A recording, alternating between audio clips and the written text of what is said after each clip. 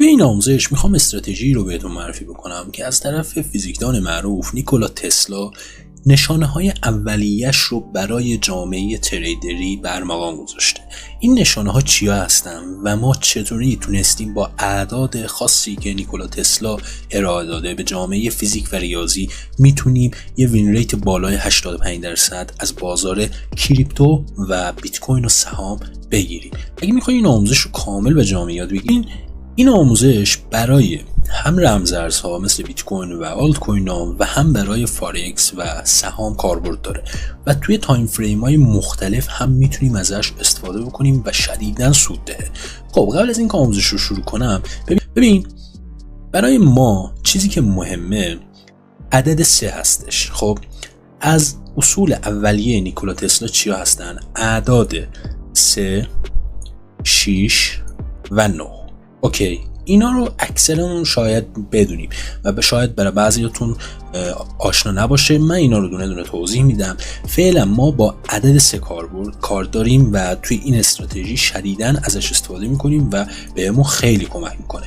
استراتژی به این نحوه که ببین الان من توی تایم فریم 4 ساعته بیت کوین هستم، میتونم تایم فریم رو تغییر بدم، 15 دقیقه، 5 دقیقه، نیم ساعته هم استفاده بکنم. مهم نیست، مهم اون چیزیه که این اصول اولیه‌اش رو رعایت کنیم. ببین فرض کن من از یه قسمتی، بذار از اینجا شروع کنم که خیلی راحت تر باشه. ببین فرض کن از حالت نزولی اومدم و به یه نقطه‌ای رسیدم که من اینجا میتونم پوزیشن بگیرم. اون حالت نزولی به چه صورت خواهد بود؟ ببین یه نکته هم اینو بگم که اگه خواستی چارتت رو برعکس بکنی، یعنی به صورت وارونه ببینی، آلت آی رو بزنی، چارت به کل عوض میشه، یعنی به صورتی که قرینه اتفاق میفته. اینو حواست باشه. حالا من چارت رو برمیگردم به حالت اولیه، اونو میگم که کجاها از اون استفاده کنیم و سودای خوبی بتونیم ازش بگیریم. خب کندلای ما اولا این که باید بذاریم به حالت هایکن اشی. اینجا اگه کندلا رو انتخاب کنیم به این صورت هایکن اشی نوشته، اینو انتخاب میکنیم. چیزی که ما نیاز داریم عدد 3 هستش. عدد 3 به چه صورت هست؟ ببین میام میشمارم توی حالتی که افتاده به حالت نزولی. اول از این مطمئن شدم که این نمودار من به صورت نزولی هستش. دیگه اینجاها من حالت نزولی نمیبینم چون پشتش قشنگ حالت صعودی رو داره، ولی اینجا تقریبا اومده افتاده به حالت نزولی. بعد اینکه حالت نزولی اتفاق افتاد، من باید 3 تا لو پشت سر هم ببینم. خب بر فرض مثال اینجا من چیا رو دارم؟ یه دونه اینجا لو 1 رو دارم، لو 2 رو دارم، لو 3 رو دارم. خب وقتی اینجوری لو پشت سر هم داشتم، یا به اصطلاح اگه اینو قبول نکنم برای خودم، اینجا رو قبول میکنم که این کاملا از این پایین تر بیاد. یعنی من به صورت طبقاتی لو اول، لو دوم و لو سوم رو دارم. بعد از اون که لو سوم اتفاق افتاد، من حتما باید یه دونه وی داشته باشم، وی به صورت برعکس، چون میخوام اینجا حالت صعودی رو بگیرم، یعنی بای بگیرم. اینجا باید وی برعکس رو داشته باشم، یا به اصطلاح خودمون 8 ایرانی رو داشته باشم به این صورت.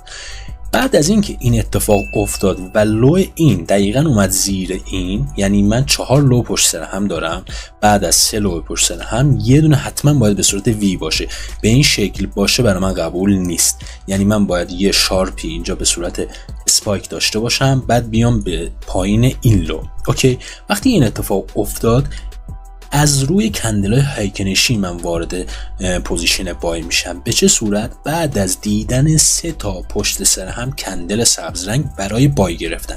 حواست خوب باشه. ببین اینجا من کندل سبز 1، 2، 3 رو میبینم. خب اینجا من میتونم وارد پوزیشن بای بشم. استاپ رو میذارم زیر لو قبلی که اینجا میشه و تارگتی که میگیرم حداقل، ببین حداقل از این استراتژی من 1 به 1.5 2 رو در نظر دارم. خب یعنی چیزی که میگیرم به این صورت 2 رو مثلا به راحتی میتونم بگیرم، حتی 2.5 رو.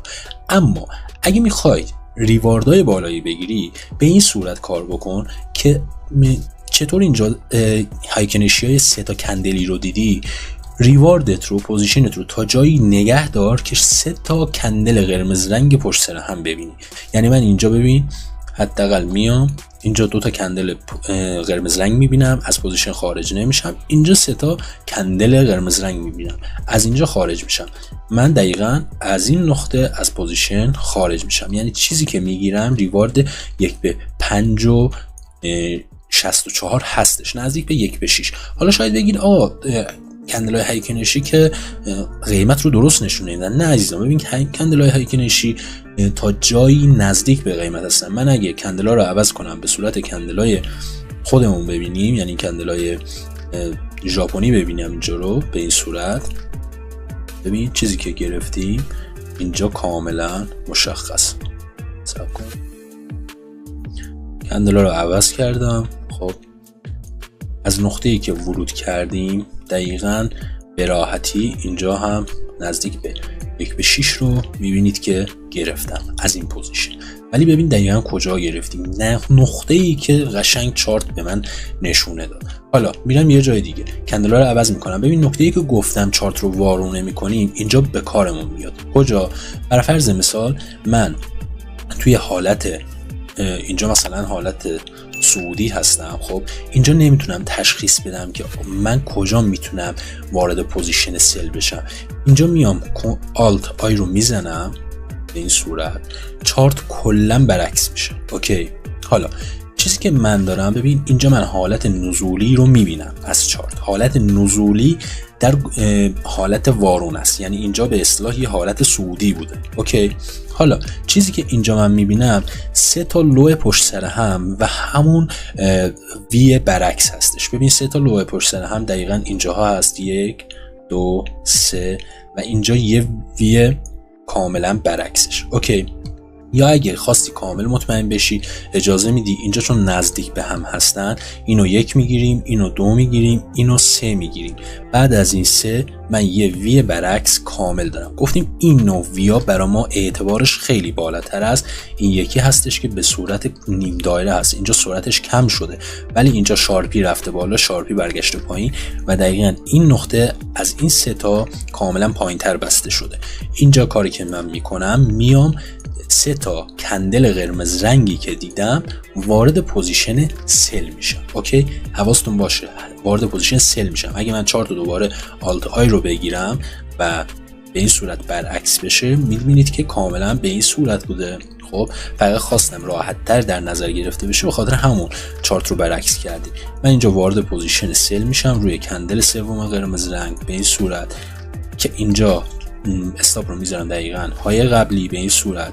حالا 1/1 کنیم 2 رو من میتونم به راحتی همیشه از این استراتژی بگیرم. اما گفتیم اگه خواستی ریواردت بالاتر باشه تا جایی ادامه بده که 3 تا کندل سبز رنگ پشت سر هم میبینی.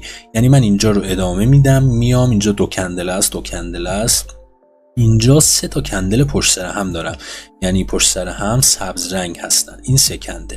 پس من روی کلوز این کندل سوم از پوزیشن خارج میشم، یعنی دقیقاً اینجا. خب چیزی که به من داد به این صورت چقدر شد؟ 1/1.73 نزدیک به 1/2 شد. خب درسته بعضی موقع ممکن از 1/2 کمتر باشه ولی اینجوری کاملا شما این اطمینان رو دارید که پوزیشنتون استاپ نمیخوره. درست حالا اگه نگه می‌داشتم ممکن بود بیاد تا اینجا تا بتونی نزدیک به 1/4 هم بگیری، ولی ما اصولش رو رعایت میکنیم که این اصولش هستش و وین رایت این استراتژی بالای 85% هستش. اطمینان میدم بهتون که این اعداد 1 2 3 وی یا 8 رو رعایت بکنید و میتونید از بیت کوین، فارکس و آلت کوین های دیگه توی تایم فریم های مختلف ازش استفاده بکنید و سود کامل رو بگیرید. لطفا اگه ویدیو رو دوست داشتی حتما لایک کن، سابسکرایب رو بزن و برای من کامنت بذار و لطفا به دوستاتون این ویدیو رو بفرستین تا اونا هم بتونن از این دنیای مالی سود کسب کنن. شب روزتون خوش، دوستتون دارم.